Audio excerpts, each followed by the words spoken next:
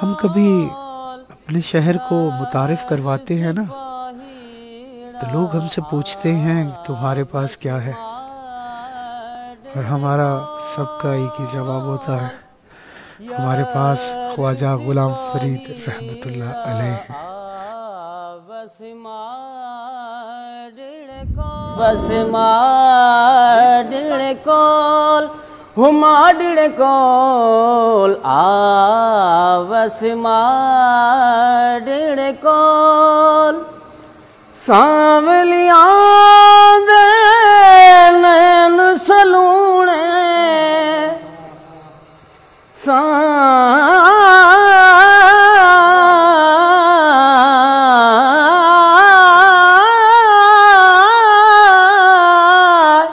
सांवलिया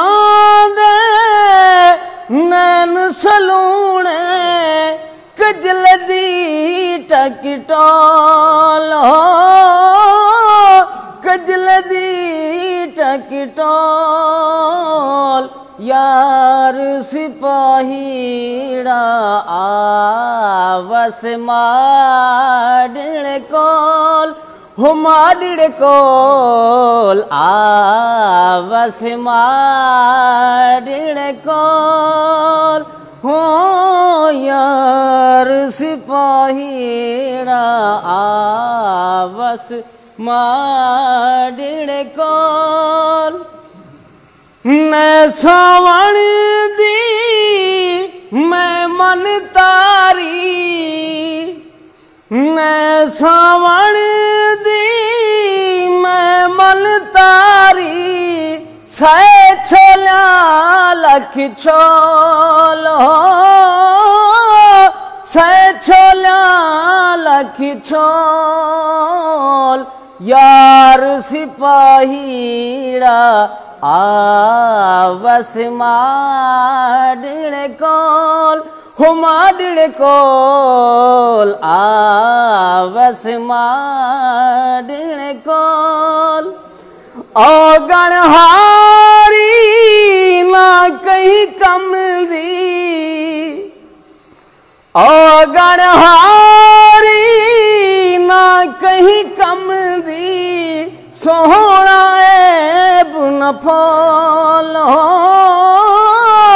सोहना ऐब न फोल यार सिपाहीड़ा आवस माडिड़ कोल हुमाडिड़ कोल आवस माडिड़ कोल हो यार चहीदा मान महीदा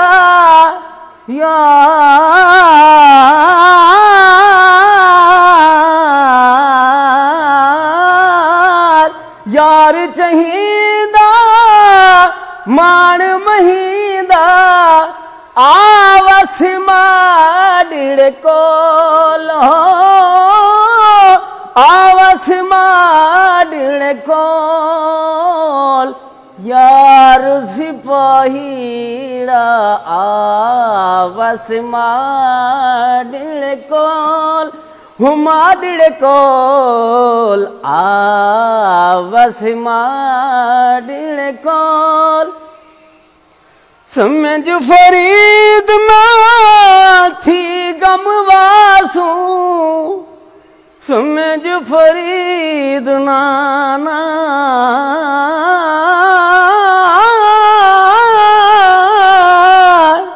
समझ फरीद ना थी गमवासू अल्लाह मिले सिम ढोलो अल्लाह मिले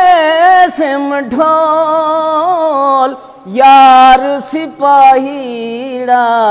आवस माडिड़ कोल हुमाडिड़ कोल आवस माडिड़ कोल हुमाडिड़ कोल आवस माडिड़ कोल। और हम यहाँ से खुशियाँ भी समेट कर जाते हैं।